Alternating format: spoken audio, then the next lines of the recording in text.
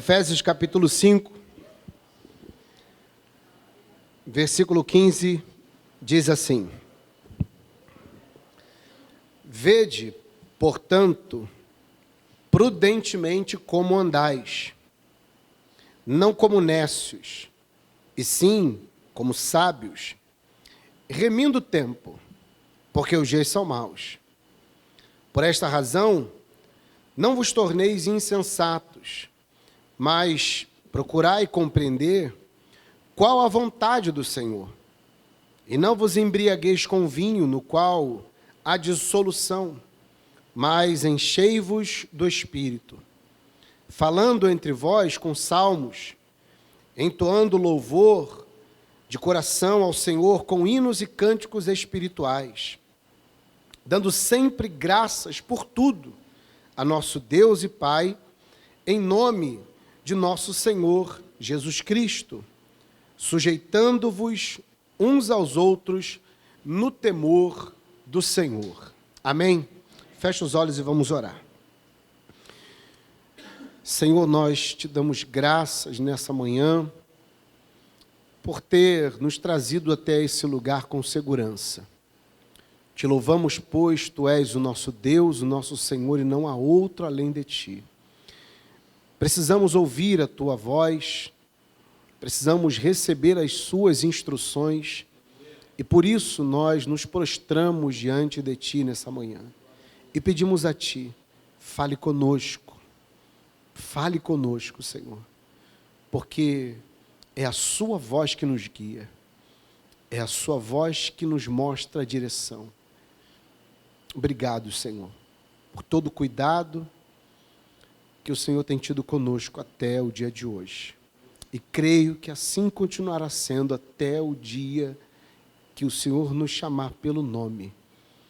Oramos em nome de Jesus, amém, e graças a Deus. Amém, irmãos? Podem sentar, por favor. Como vocês já estão bem habituados comigo, vocês sabem que eu sempre gosto de fazer uma introdução recapitulando os pontos que nós já estudamos aqui, os pontos que foram ditos anteriormente. Mas hoje eu quero fazer diferente, porque acredito que ainda está bem fresquinho na sua mente tudo aquilo que eu expus na semana passada.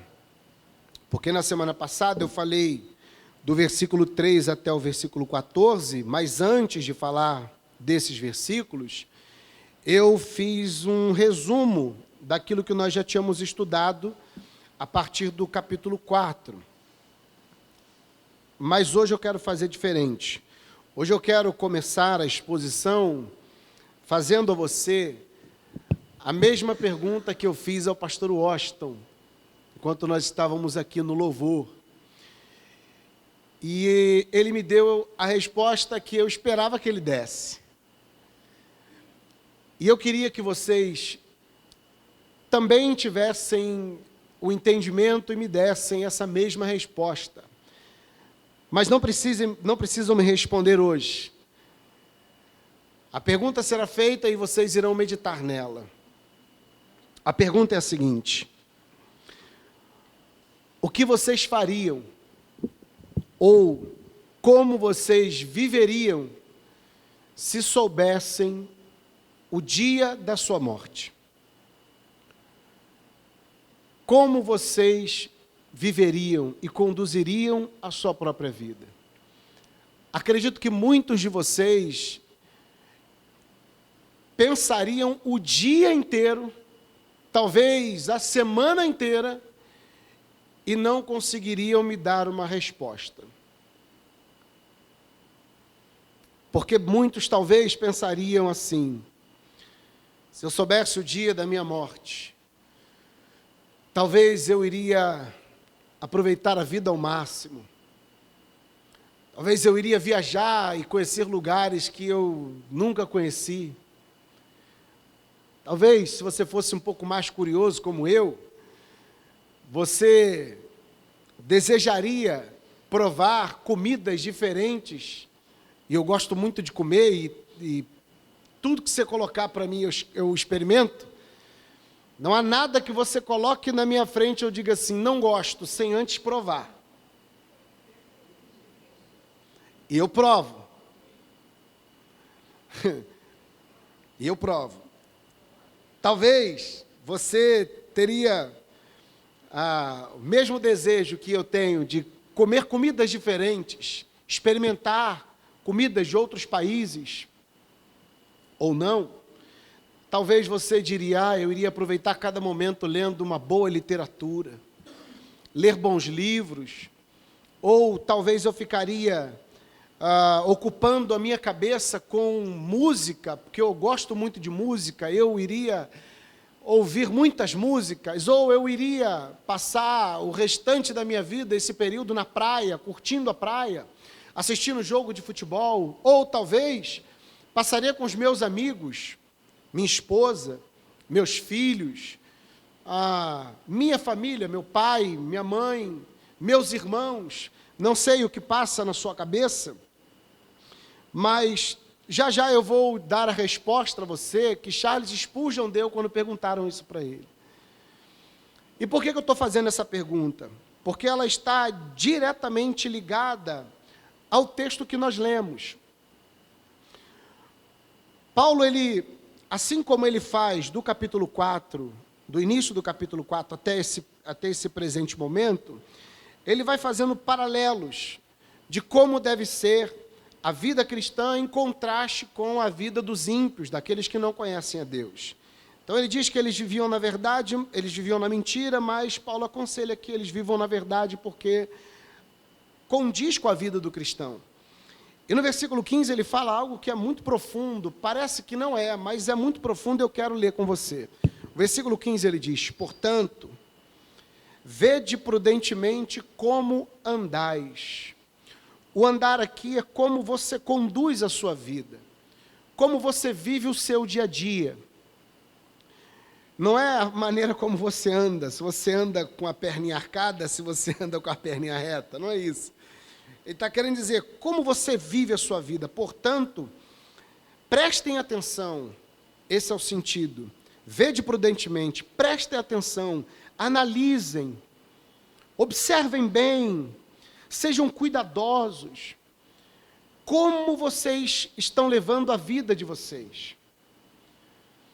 Como nécios, e ele diz, não façam, não andem assim como nécios, mas sim como sábios, remindo o tempo, porque os dias são maus. Então a ideia de Paulo aqui é fazer com que aquele que foi chamado por Deus, eleito pelo Senhor, antes da fundação do mundo, tem que analisar cuidadosamente, com todo zelo, como ele conduz a sua vida. E ele diz que nós não podemos ser nécios, devemos ser sábios. A sabedoria aqui não é uma sabedoria intelectual, mas é uma sabedoria prática. O que ele quer é que a gente seja sábio com o nosso tempo, com a nossa vida. Por isso que ele diz, portanto, vede prudentemente como vocês andam, não como nécios, mas como sábios, ou seja, sejam sábios na hora de administrar o tempo de vocês, sejam sábios na hora de conduzir a vida de vocês no período da sua peregrinação, porque, segundo o próprio apóstolo Paulo, nós somos peregrinos nessa terra.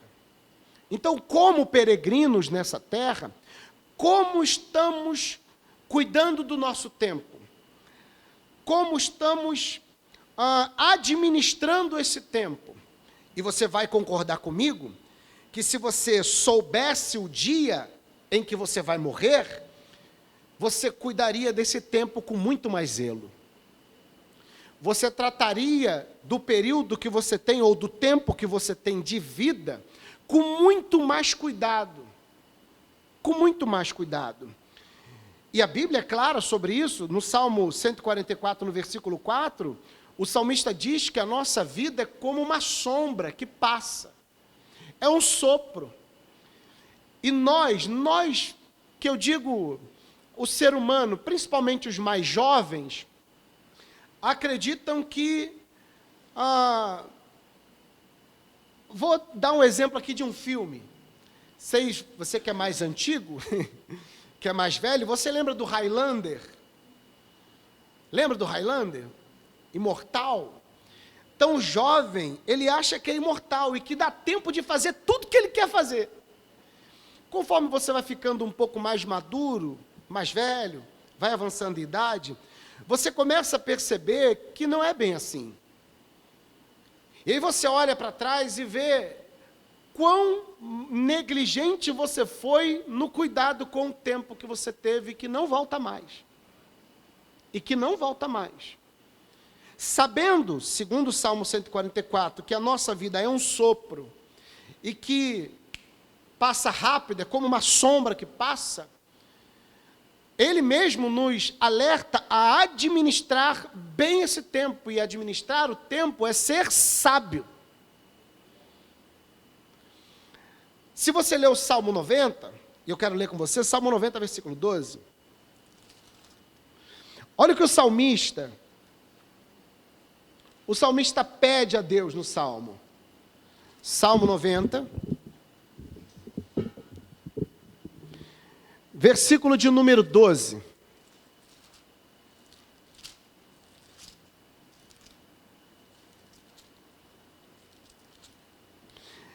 Ele diz assim: ensina-nos a contar os nossos dias, para que eu alcance um coração sábio. Olha o que o salmista pede ao Senhor. E por que ele pede isso? Porque ele sabe que a vida é um sopro.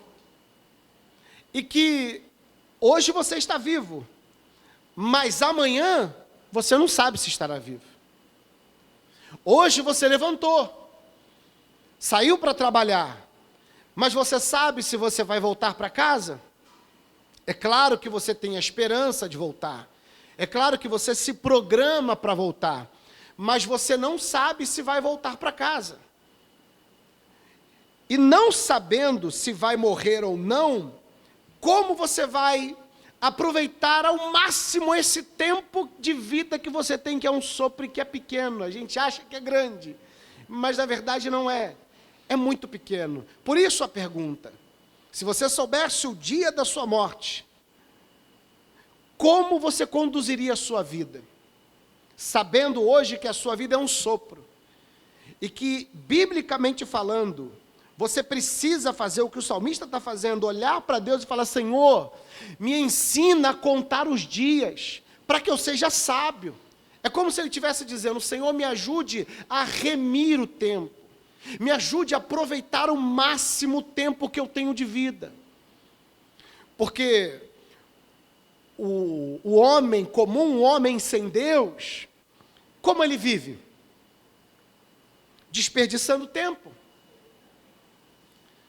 Fazendo tudo aquilo que agrada à sua própria carne, sem pensar nas consequências, e faz isso, e vive como se não houvesse amanhã. Ele gasta o tempo de maneira desequilibrada. E ainda assim acredita que durará por muito tempo ainda. Veja a contradição. Ele vive o hoje, como se não houvesse amanhã, mas acredita que terá muito tempo de vida para viver diariamente dessa mesma maneira. Só que o apóstolo Paulo está dizendo para a igreja, para os cristãos: vede prudentemente como vocês andam. E a ideia aqui é fazer você agir exatamente dessa maneira que você está agindo agora. Ao passo que você está me ouvindo, você está levando em consideração como você tem andado. Você provavelmente está pensando assim: será que eu estou administrando bem o meu tempo? Será que eu estou realmente, nesse pouco e curto espaço de tempo chamado vida que eu tenho, eu estou usando esse tempo de maneira honesta, verdadeira e de uma maneira que agrade a Deus e priorizando aquilo que tem que ser priorizado? Ou eu estou como aquela canção daquele pagodeiro chamado Zeca Pagodinho, deixa a vida me levar? O desafio aqui é contar os nossos dias. Volte lá comigo. Portanto, vede prudentemente como andais, não como necios, assim como sábios, remindo o tempo. A palavra remir aqui significa comprar o tempo, tomar posse do tempo. Não deixar o tempo levar você, mas você levar o tempo. Você conduzir o tempo. De certo modo, é como se o apóstolo Paulo estivesse dizendo assim: pensem na morte. Parece loucura, né? É como se ele estivesse dizendo: pensem na morte todos os dias. Todos os dias. Quando você lê os textos em Provérbios, principalmente o Eclesiastes capítulo 7, capítulo 8, que foi lido hoje uma parte, fala muito sobre sabedoria. E como você vive em sabedoria. O salmista, o rei Salomão, ele chega a dizer que é muito melhor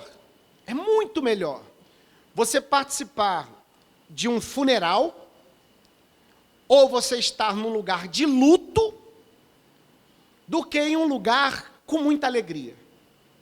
E ele explica por quê. Ele diz que porque naquele lugar de luto, o homem passa a pensar na morte. E ele entende a brevidade da vida. E ele começa a pensar, poxa, e é muito do que acontece conosco hoje em dia. Quando alguém muito próximo a nós morre, a gente pensa assim, poxa, ele estava comigo ontem, gente. Falei com ele hoje de manhã. Poxa, semana passada a gente estava aqui sorrindo, se alegrando, e de repente, morreu. Paulo está dizendo, pensem nisso todos os dias. Porque se você pensa nisso todos os dias, você se torna um homem sábio. Olha como isso é louco. A maioria das pessoas não pensa na morte. Elas só pensam no momento. Naquela hora ali. O que eu vou fazer para desfrutar desse momento aqui, maravilhoso, esse momento espetacular? E preferem estar em lugares de festa. E quando você pensa na morte, você raciocina e diz, há um período estabelecido por Deus para que eu viva. Salmo 139 diz isso. Todos os meus dias estão contados e foram escritos por Deus, cada um deles. Cada um deles. O ímpio acha que vai viver eternamente. O cristão não pode pensar assim. Eu estou falando do sentido terreno. Ainda que a gente entenda que estaremos com o Senhor por toda a eternidade. Mas a gente entende que nessa peregrinação há um tempo estabelecido para mim e um tempo estabelecido para você. E esse tempo estabelecido foi estabelecido por Deus. Mas ele também diz que nesse tempo nós temos que ser sábios. Remindo o tempo, comprando o tempo, administrando o tempo, sendo mordomo do tempo. Isso faz parte de um estudo chamado mordomia cristã. Como administramos o nosso tempo? Desperdiçamos o nosso tempo com muita bobagem, com muita tolice, com cultura inútil, com um monte de coisa que não edifica, que não presta para absolutamente nada, ou gastamos o tempo que nós compramos, que recebemos de Deus, com coisas que edificam e, de fato, trazem benefício para a nossa vida e para a vida daqueles que nos rodeiam. O que Paulo está dizendo é isso. Analisem como vocês andam.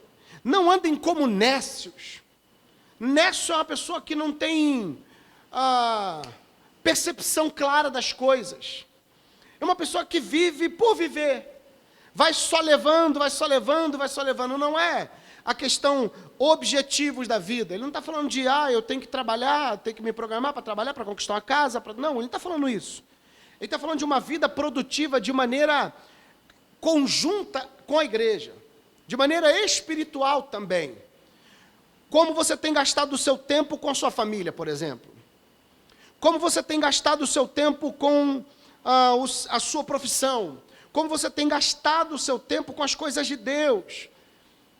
E o que você tem feito com esse tempo. Aquilo que você tem feito com o tempo. Está trazendo edificação para você, para a sua família, para a igreja que você congrega, para a comunidade que você faz parte, ou não. Ou o seu tempo é um tempo que você está jogando na lata do lixo.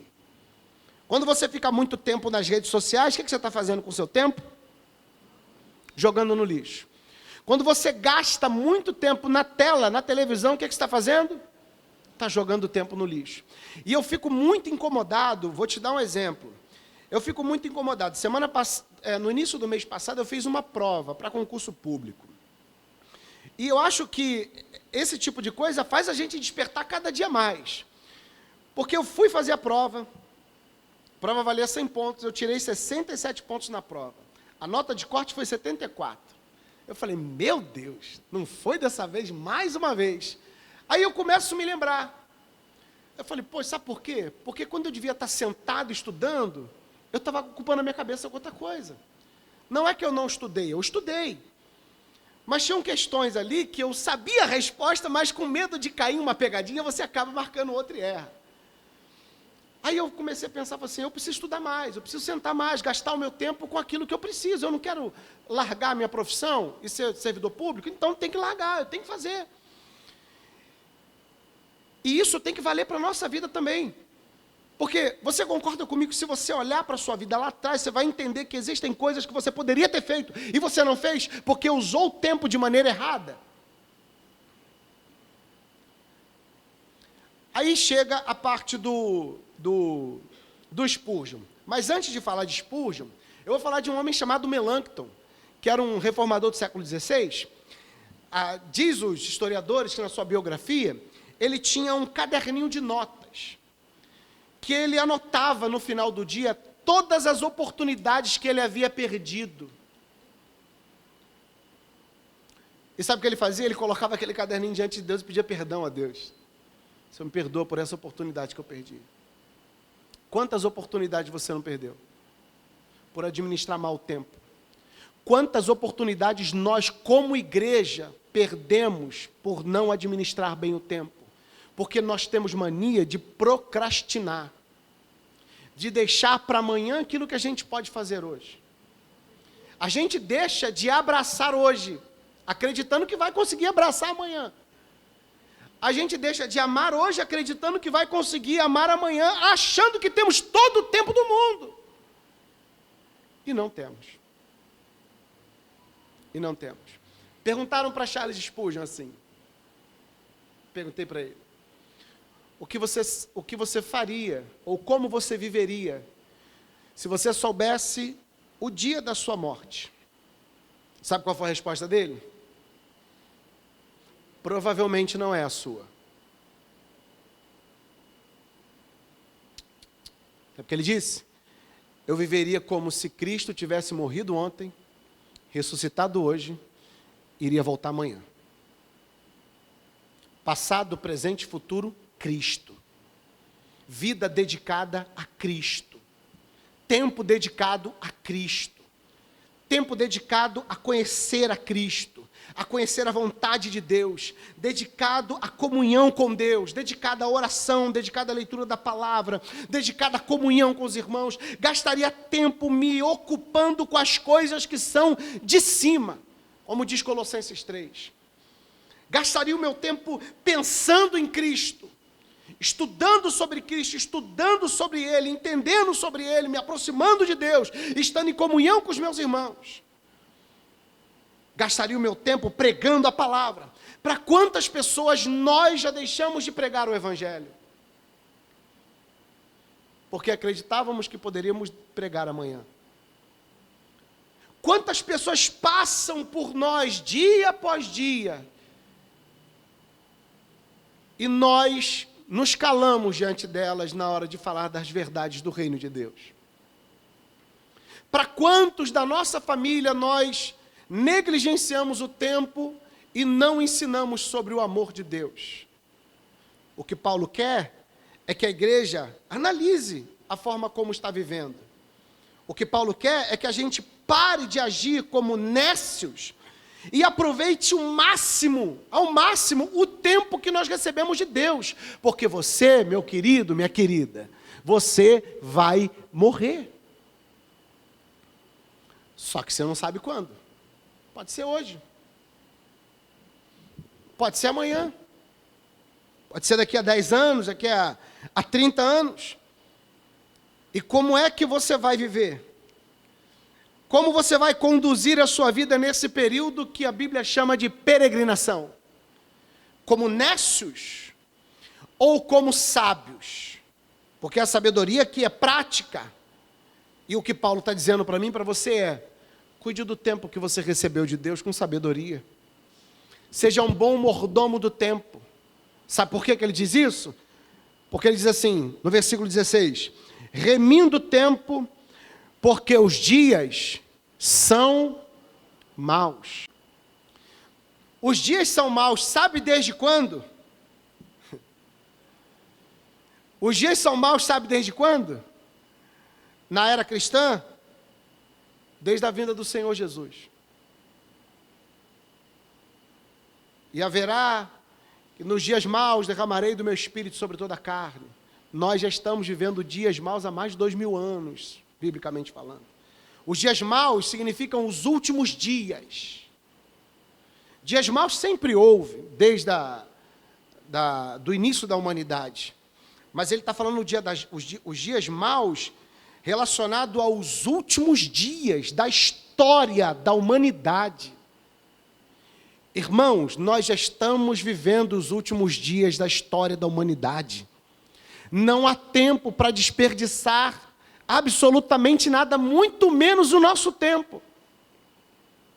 Muito menos o nosso tempo. E eu fico de veras entristecido quando eu vejo pessoas que deixam de cultuar a Deus, deixam de vir num culto onde haverá comunhão com irmãos e com o Senhor Jesus. Comunhão da igreja, ensinamento da palavra, louvor a Deus, culto a Deus, para irem à praia, para irem a churrasco com os amigos e negligenciam momentos como esse. Eu acredito que se uma das coisas que... Não estou dizendo que eu concordo muito com isso não, tá? Mas em parte, um homem uma vez disse, foi um pastor que falou isso para mim, pastor Alex de Oliveira. Ele disse assim, ele foi pregar sobre a parábola do rico e do Lázaro. E ele falou de 4 coisas que existem no inferno. E uma delas, no inferno, é arrependimento. Por que ele disse isso? Porque ele disse que aquele homem que estava lá no inferno, ele dizia assim, deixa eu voltar para falar para a minha família que esse lugar aqui existe. Deixa eu voltar para lá para mostrar que isso aqui é real. Você sabe que o inferno é real? Sim ou não? O inferno é real.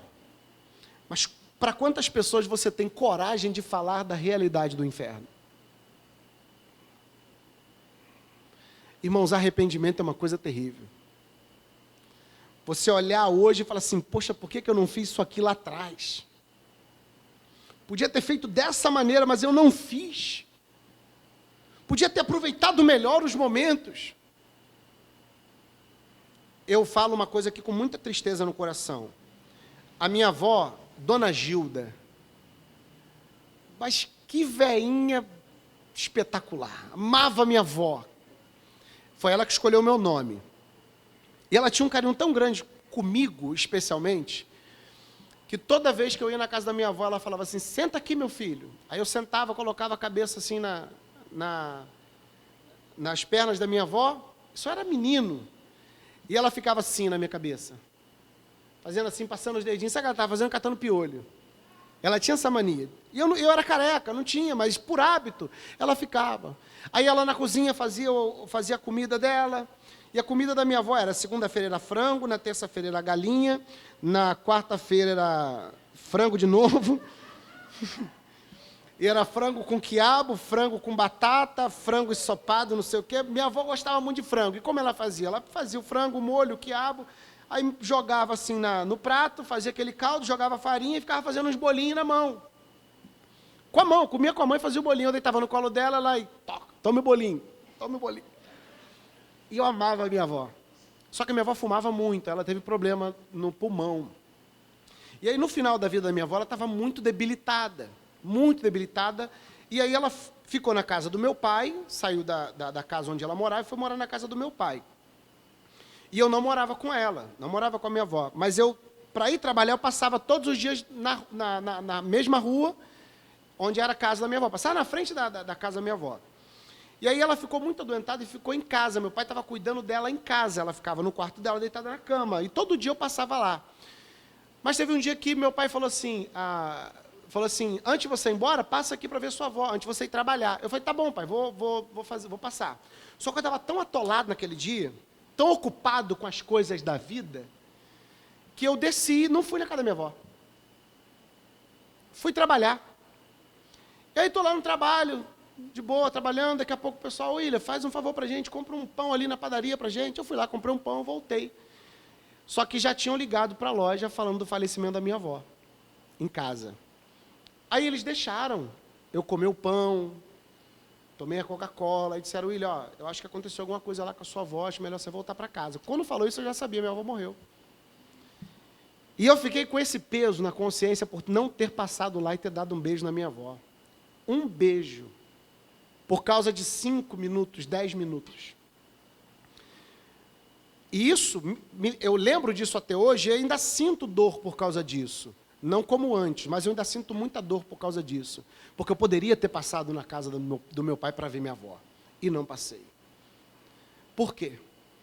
Coloquei um monte de coisa como prioridade e deixei aquilo que realmente era importante de lado. Não soube administrar o tempo. E muitos dos senhores agem da mesma maneira. E a ideia de Paulo e da palavra de Deus é que a igreja, nós, como igreja, cheguemos a essa consciência. Cuidem do tempo que vocês receberam de Deus. Priorizem o que tem que ser priorizado. Valorizem o que de fato é importante. Não gastem tempo com o que não traz benefício nenhum para a sua vida. Não gastem tempo com aquilo que não vai edificar você e nem as pessoas que estão ao seu redor. Por quê? Porque os dias são maus. Já estamos vivendo os últimos dias. Pregue. Fale do amor de Deus. Evangelize para todas as pessoas que Deus colocar na sua frente. Não feche a sua boca por nada. E aproveite ao máximo momentos como esse. Que talvez você diga, na semana que vem eu dou um abraço nele, semana que vem a gente se vê. Não sabe se vai ter semana que vem. Nós perdemos um irmão aqui na igreja, num acidente de moto. Um dia antes eu estava conversando com ele no WhatsApp, mandando foto de livro que a gente estava lendo junto. No dia seguinte eu recebo a notícia de que ele havia partido. Momentos como esse aqui precisam ser valorizados. Como se hoje fosse o último dia da vida de vocês. Porque os dias são maus. Versículo 17. Por esta razão, não vos torneis insensatos, mas procurai compreender qual a vontade do Senhor. Por esse motivo, qual? Pelo motivo dos dias serem maus. Esse é o motivo, os dias são maus. Então, não vos torneis sensatos, mas procurem conhecer a vontade do Senhor. Que vontade? Qual é a vontade que o Senhor tem em relação ao tempo? O que Ele quer que vocês façam nesse período de tempo chamado vida, de peregrinação? O que Ele quer que vocês façam? E aí, irmãos, esse versículo aqui, procure compreender qual é a vontade do Senhor, é um dos textos mais mal interpretados na história da igreja. E eu indico um livro para você que eu sempre indico, e ele é maravilhoso, um livro espetacular, o livro do Heber Campos, chamado Tomando Decisões Segundo a Vontade de Deus. Porque esse livro vai falar de um sincretismo religioso e de um misticismo por trás desse conhecer a vontade do Senhor.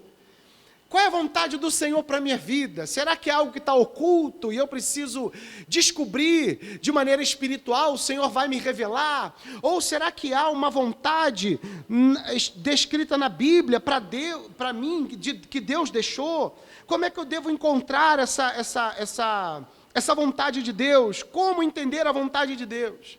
E o Heber Campos explica exatamente isso. Porque, sabe aquela coisa? Eu vou colocar meu currículo aqui. Se essa for a vontade de Deus, as portas vão se abrir. Se não se abrir, é porque não era a vontade de Deus. Só que será que é assim mesmo que acontece? Imagina Jonas. Eu lembrei de Jonas agora. Imagina Jonas.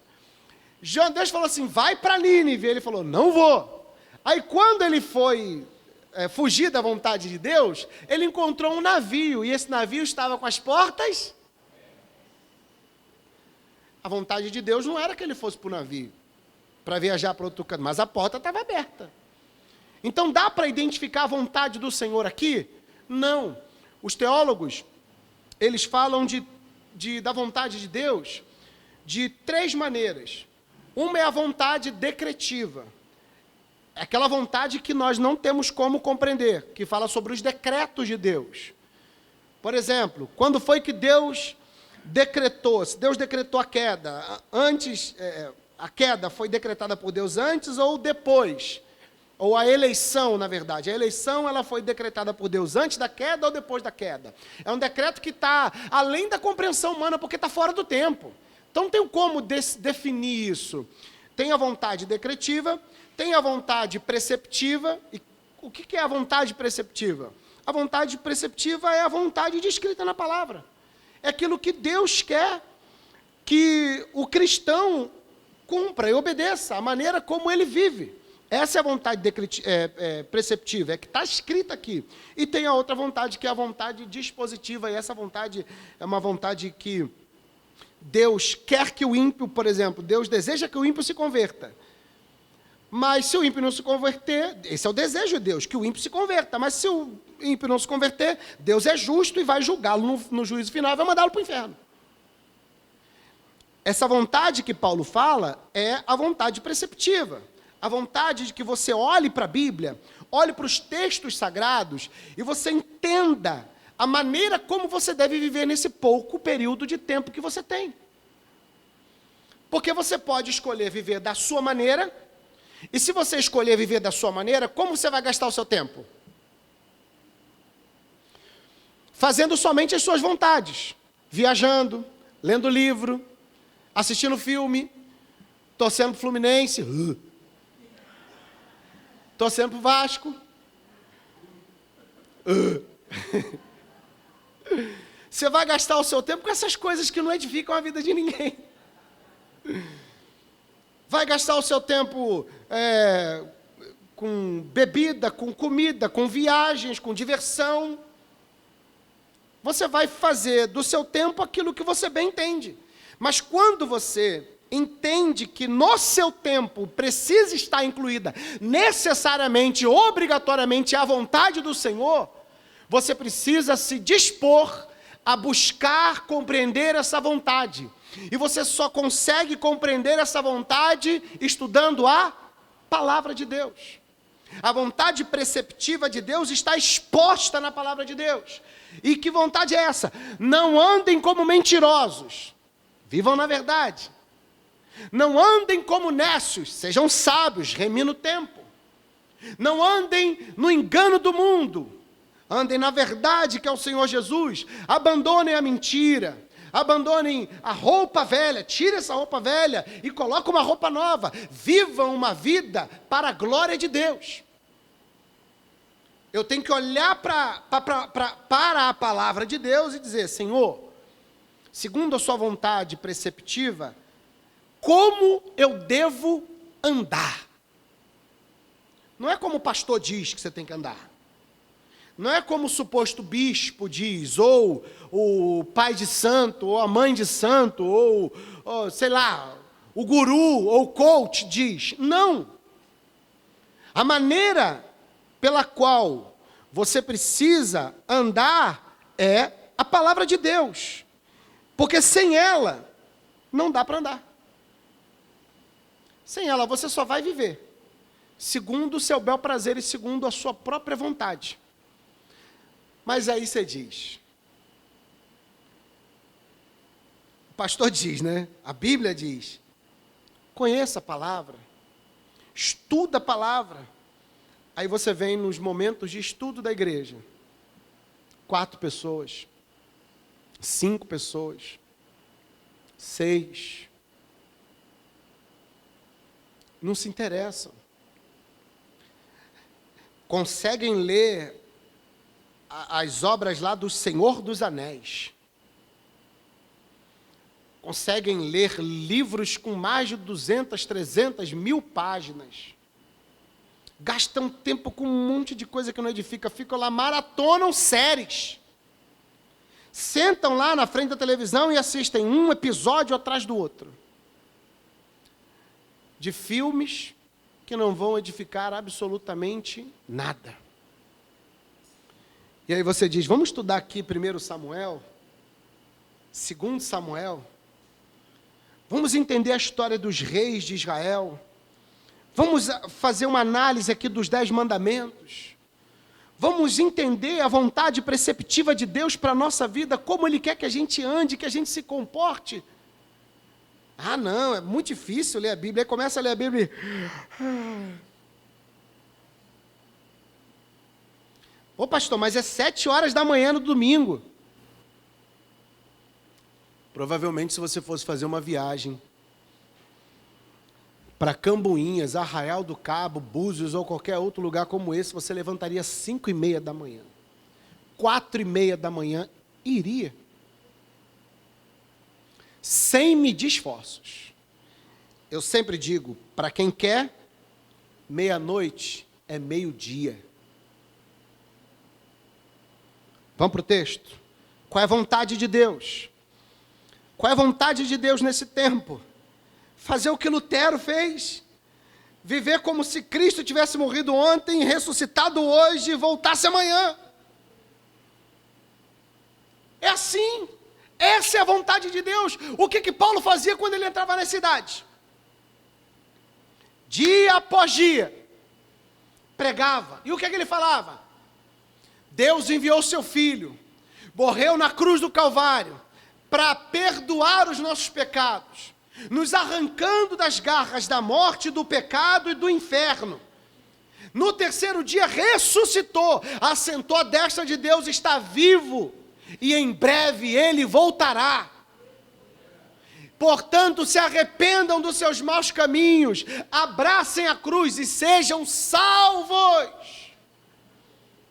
Dia após dia, era isso que ele fazia. E ele não só pregava, ele vivia aquilo que pregava. E as pessoas olhavam para ele e percebiam que ele era diferente. Aproveitava o máximo, pregava 6 horas. Não se empolga não, Washington. Pregava 6 horas, dia após dia, porque essa é a vontade de Deus para a igreja. Essa é a vontade de Deus para a sua vida. As pessoas ficam assim, deixa eu descobrir a vontade de Deus para a minha vida. O Weber Campos, nesse livro, ele diz o seguinte, que as pessoas elas ficam tentando buscar qual a decisão correta a ser tomada em algumas situações da sua vida, porque o que de fato ela quer é não errar. O que de fato ela quer é não se frustrar. Ela quer ficar livre das más decisões. Peraí, deixa eu ver, Deus vai me revelar. Não é correto fazer isso. Não é correto. Peguem o tempo que você recebeu. Eu já estou com 41, vou fazer 42. Vou fazer 42. Eu posso afirmar para você que eu comecei a entender isso tem pouco tempo. Porque por mais de 20 anos da minha vida, praticamente jogado fora. O que eu fiz de produtivo? Nada. Só me preocupei comigo mesmo, com os meus prazeres, com as minhas vontades. Depois que eu conheci ao Senhor Jesus, eu ainda continuei vivendo assim, porque ainda não conhecia a vontade preceptiva de Deus. Mas a partir do momento que você conhece, você começa a viver e andar dessa maneira, remindo o tempo, aproveitando o tempo. Pastor Washington lembrou aqui de uma coisa que era uma coisa maravilhosa que nós vivíamos no ministério onde éramos pastores. Segunda-feira, nós estávamos no banco praticamente, o dia inteiro fazendo depósito no banco. Terça-feira íamos para a sede, ficávamos de 10 da manhã até as 17, 18 horas, gravando programa de rádio e fazendo reunião com pastores. Quarta-feira, culto de manhã, de tarde, de noite, o dia inteiro na igreja. Sexta-feira, de manhã, de tarde, de noite, o dia inteiro na igreja. Saí da igreja às 11h30 da noite, 11h30, meia-noite.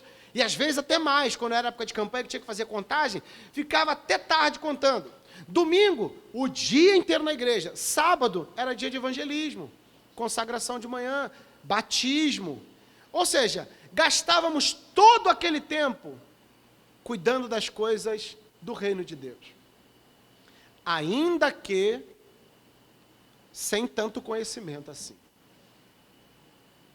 Eu não estou convidando a igreja a viver uma hiperatividade. Paulo não quer isso.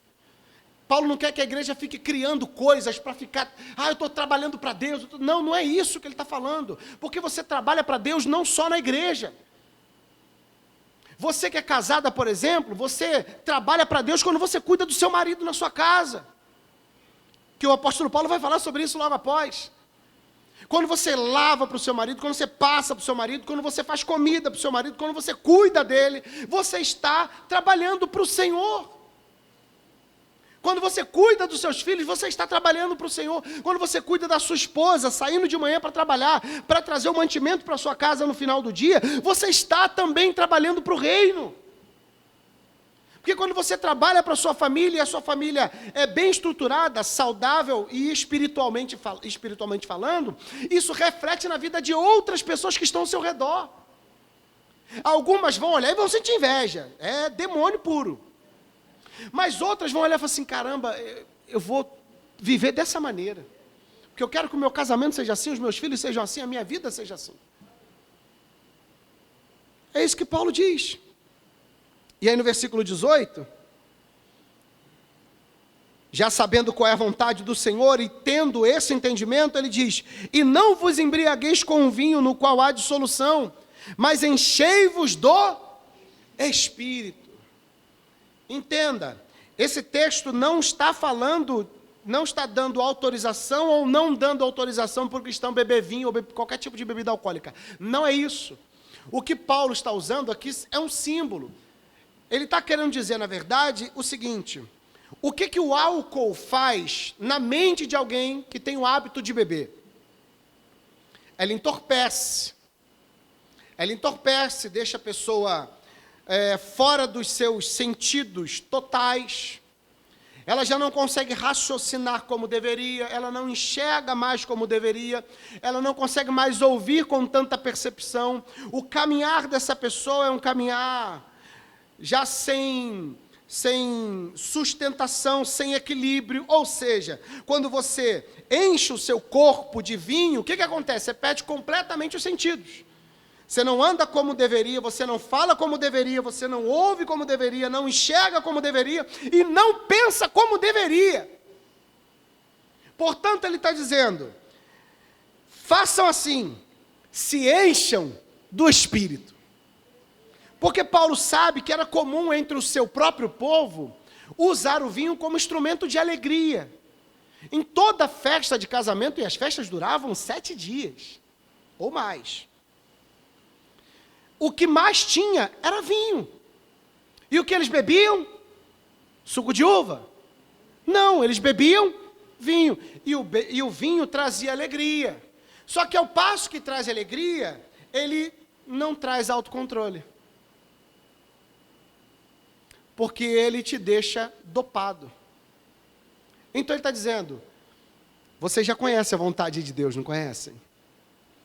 E essa vontade de Deus tem que preencher vocês de uma maneira tão grande, ao ponto de vocês não buscarem alegria em lugar nenhum, a não ser no Senhor. Porque tem gente que acha que vai conseguir se livrar dos problemas, ou pelo menos por algum momento, amenizar a dor do problema bebendo vinho, ou até mesmo usando algum tipo de droga. Mas Paulo está dizendo, isso na verdade não vai te trazer alegria, vinho não vai te trazer alegria. Vai te entorpecer e você vai perder todos os seus sentidos. Ao invés de beber vinho, ao invés de fazer isso, faz o seguinte, se embriaguem do Espírito Santo, se encham do Espírito de Deus, busquem cada dia mais estar cheios do Espírito. E como é que você percebe uma pessoa cheia do Espírito Santo? Sabe como? Quando você vê ela rodando na igreja, quando ela começa a falar um labassuri cantarai, Joma, quando ela começa a falar em mistério, quando ela começa a rodopiar, plantar bananeira, dar cambalhota e falar um monte de língua desconexa que ninguém entende nada, você olha para essa pessoa e diz, está lá um homem, uma mulher, cheio do Espírito Santo de Deus. Só que quando sai, não paga ninguém, deve todo mundo, bate na esposa, bate nos filhos, é desonesto nos tratos, cheio do Espírito Santo. Não é isso, não. Infelizmente, hoje, as pessoas interpretam esse texto também muito mal. Porque quando você está cheio do Espírito Santo, você não perde o seu controle. Você se enche de vinho, você perde o autocontrole. Mas quando você se enche do Espírito de Deus, você se torna uma pessoa sábia e sabe administrar o seu tempo. Porque o Espírito te dá autocontrole. Você consegue ter equilíbrio. Você consegue ouvir com clareza. Você consegue enxergar com clareza. E você consegue pensar com clareza. Dado esse entendimento, Paulo diz, se encham do Espírito Santo. Agora uma pergunta, para complicar. Quando você recebe o Espírito de Deus, você é completamente cheio dele, ou isso vai acontecendo gradativamente?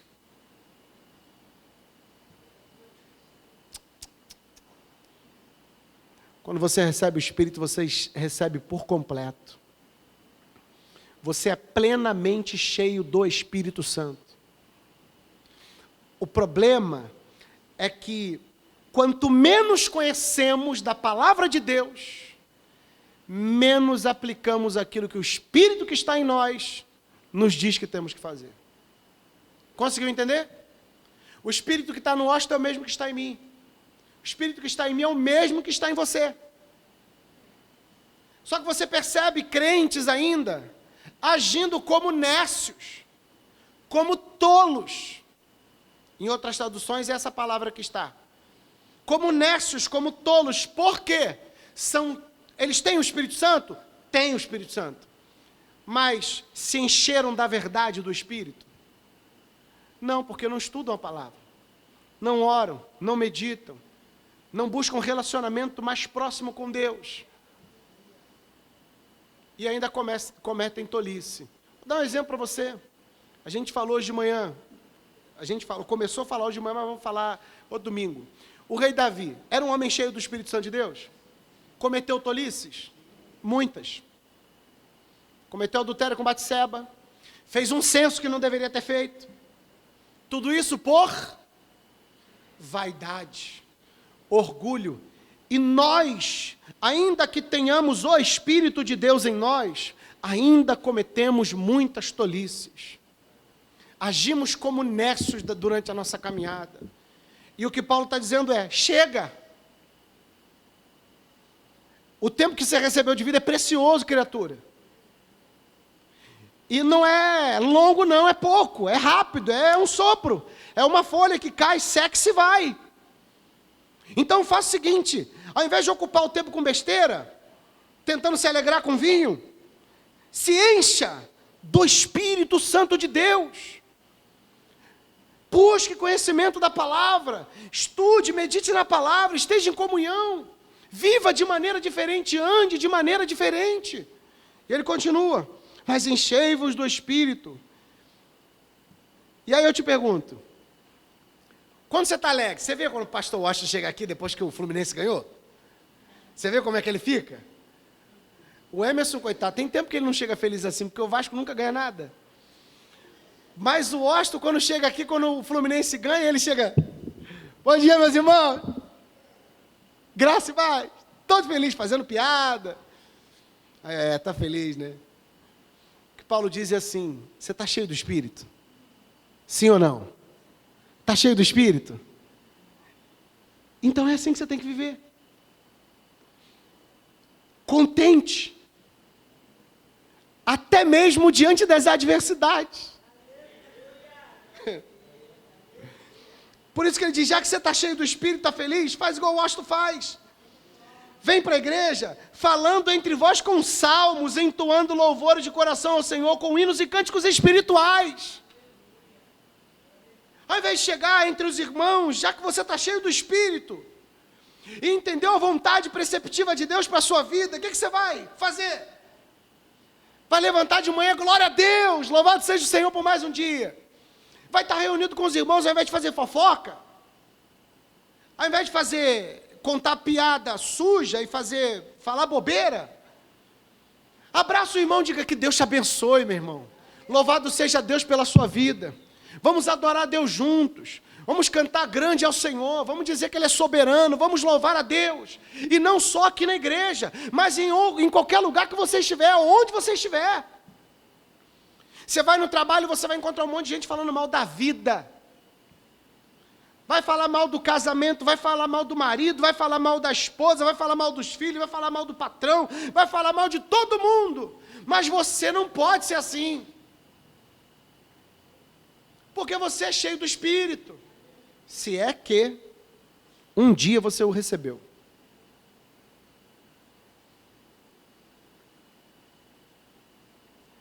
Um dia desse eu estou entrando no salão. Aí estava assim, ó.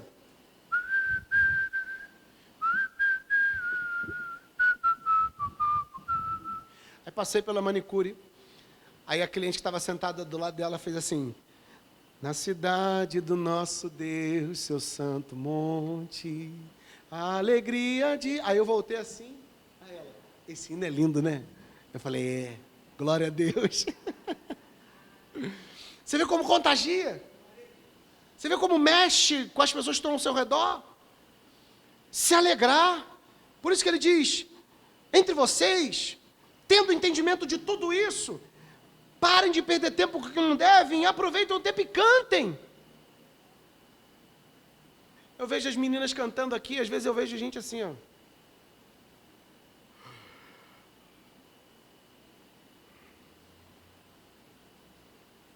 Aí esses dias eu vou tentar lembrar a frase aqui com clareza.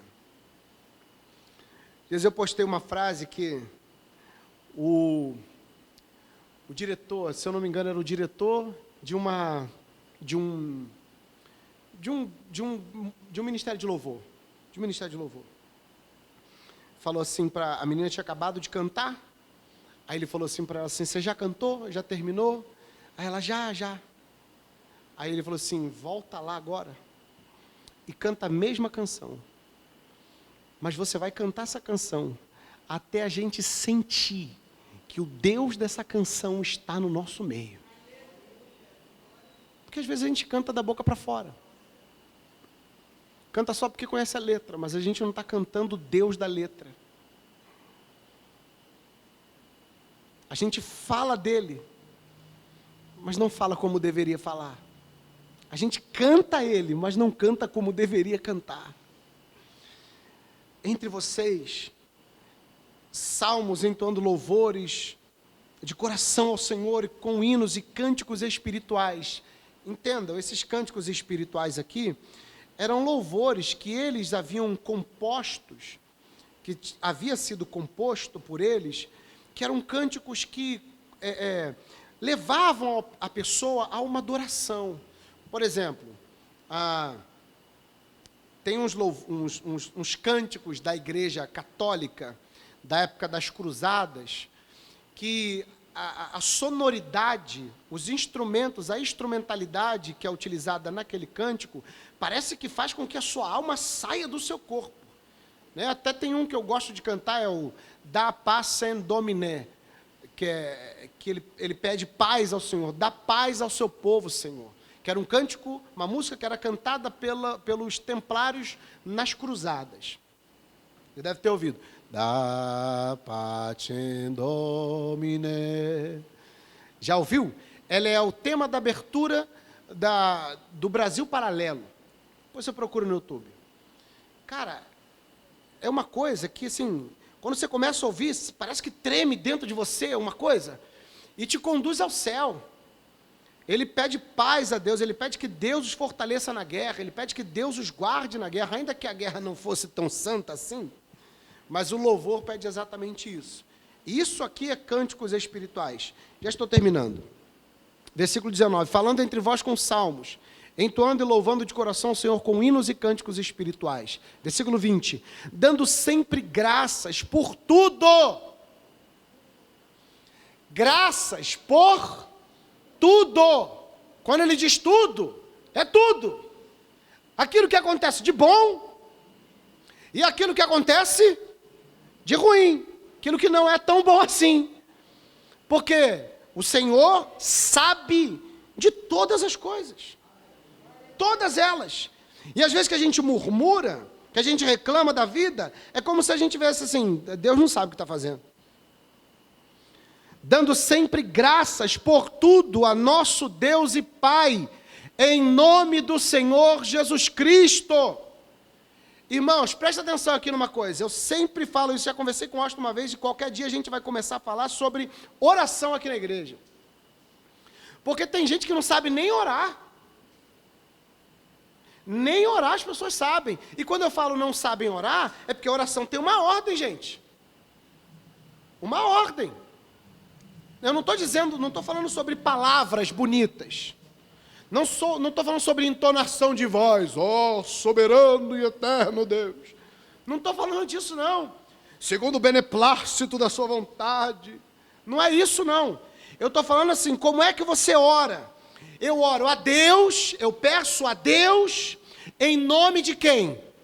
Então a minha oração tem que começar. Pai, Senhor, nosso Deus. Quando eu estou orando sozinho, eu falo assim, Senhor meu Deus e meu Pai. Pai do meu Senhor e do meu Salvador Jesus. Agora quando eu estou orando com a igreja, eu já mudo. Eu digo, Senhor nosso Deus e Senhor nosso Pai. Pai de nosso Senhor e Salvador Jesus Cristo. Eu peço a Deus, e quando eu peço a Deus, eu peço em nome de quem? Eu tenho que pedir em nome de Jesus, então a oração tem que terminar. Eu te peço em nome de Jesus. Se a oração não terminar em nome de Jesus, é uma oração que não vale de nada. Que é isso, pastor? É verdade. Ainda que você seja muito zeloso, zelo sem conhecimento, não vale muita coisa não. Por isso que Uzá morreu, quando meteu a mão na arca. Zelo sem conhecimento. Por isso que os judeus se perderam. Eram muito zelosos, mas não tinham conhecimento. Então ele diz, façam tudo isso. E ele diz, dando graças por tudo a nosso Deus e Pai. Senhor, eu te agradeço. Agradeça em quem? Em nome do Senhor Jesus, porque todo mérito pertence a quem? Ao Senhor Jesus. Versículo 21. Sujeitando-vos uns aos outros no temor do Senhor. Agora uma pergunta que eu te faço. Será que uma pessoa... Deixa eu tentar reformular aqui essa ideia para você compreender. Imagina o Washington. O Washington, ele é o camarada mais rico da igreja. Ele é pastor da igreja. Ele é o pastor da igreja. Eu sou um membro da igreja, o mais pobrinho da igreja. Porque na igreja você encontra classes sociais diferentes. Eu sou o mais pobrinho da igreja. O pastor tem dinheiro, é o pastor da igreja, rico. Só que eu sou o pobrezinho da igreja. Tá?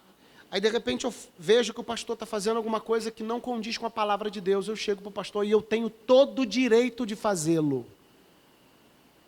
Todo o direito, assim como vocês. A única coisa que nos difere de vocês é esse microfone aqui. No demais, somos todos irmãos em Cristo e somos iguais. Você tem toda a autoridade para me repreender, como eu tenho autoridade para repreender você. Por amor e em amor. Aí eu chego, pobrezinho da igreja, pastor Ricão. Chegando na igreja de... De quê? Hã? Carro elétrico? Um carro elétrico aí, um carrão aí. Aí ele chega aqui, de áudio. E aí ele sai, só que eu vi o pastor, quase atropelou uma mulher, uma senhorinha que estava atravessando a rua. E nem se preocupou com isso. Aí eu vi e falei, poxa pastor, eu vi o senhor passar ali, o senhor atropelou, quase atropelou uma senhora. Isso da próxima vez tem que ter um pouco mais de cuidado ao atravessar a rua. Sabe o que é isso? É zelo que eu estou tendo com ele. Porque eu quero que ele faça aquilo que é certo, para ele e para Deus. E eu falei isso em amor, não para desrespeitá-lo.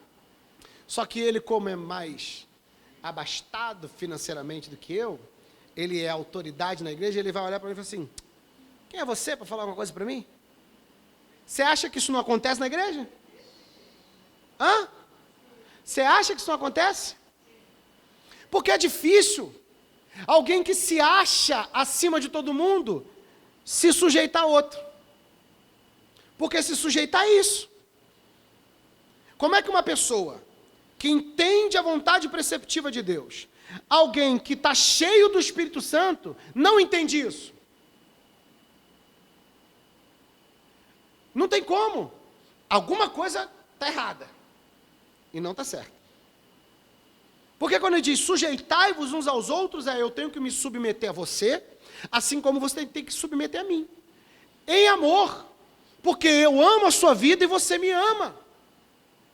É o que se pressupõe. Que há amor mútuo entre os irmãos da igreja. É fácil se sujeitar a alguém que aparentemente, financeiramente, é inferior a você? Quando você não tem entendimento das Escrituras, realmente isso se torna muito difícil.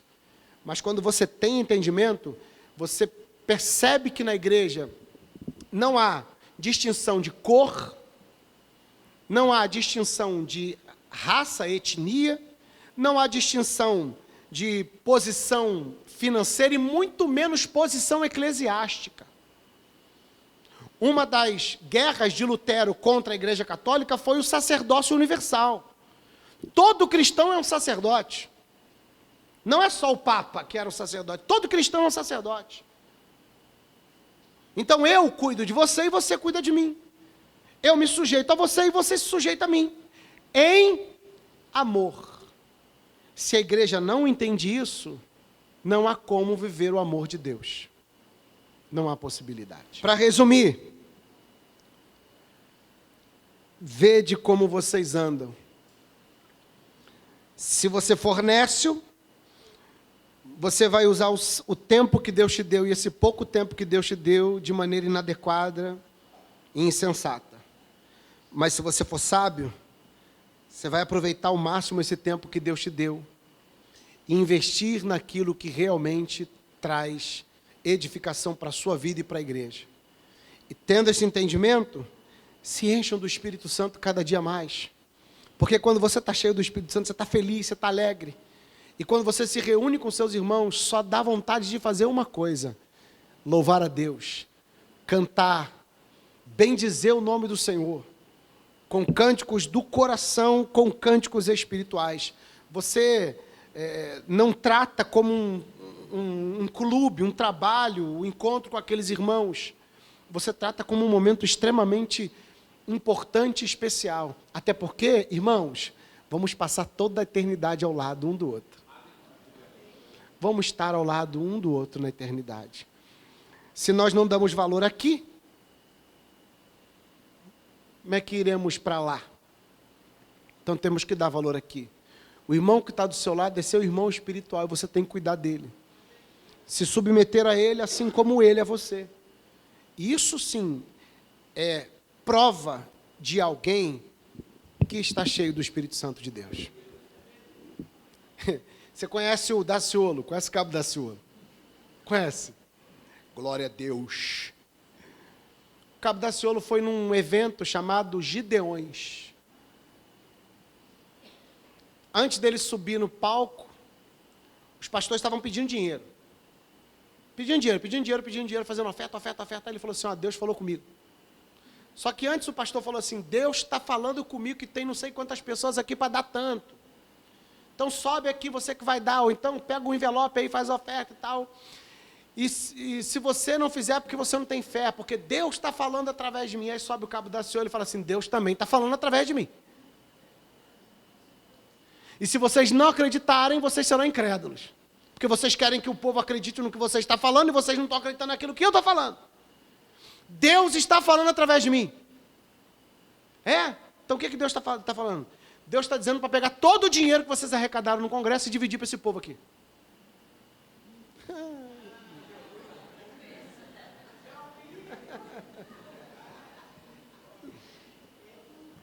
Lembra que eu falei da reação? Toda ação é programada, mas a reação vai demonstrar quem você é. E a reação deles demonstrou quem eles são. Gananciosos e lobos devoradores, mentirosos. Não falam em nome de Deus, falam em nome do seu próprio bolso e das suas contas. Mentirosos. E o Daciolo explanou a mentira deles. Não, é porque a gente já faz. Não, peraí, Deus não está pedindo para você fazer aquilo que vocês... Até porque, se você só faz aquilo que é mandado, você não serve inútil, você tem que fazer além, então faz além. Não, mas a gente já dá. Não, Deus não está pedindo isso que vocês já dão, não. O que vocês já dão, vocês vão continuar fazendo. Só que Ele quer alguma coisa especial. Quer uma coisa diferente. Pega tudo e dá. Quem disse que eles deram? É assim que você conhece alguém cheio do Espírito Santo. Quer que o povo se submeta a eles. Mas ele não se submete àquilo que Deus mandou falar, mandou fazer. E nós, como igreja, temos que entender isso e viver dessa maneira, nos sujeitando uns aos outros.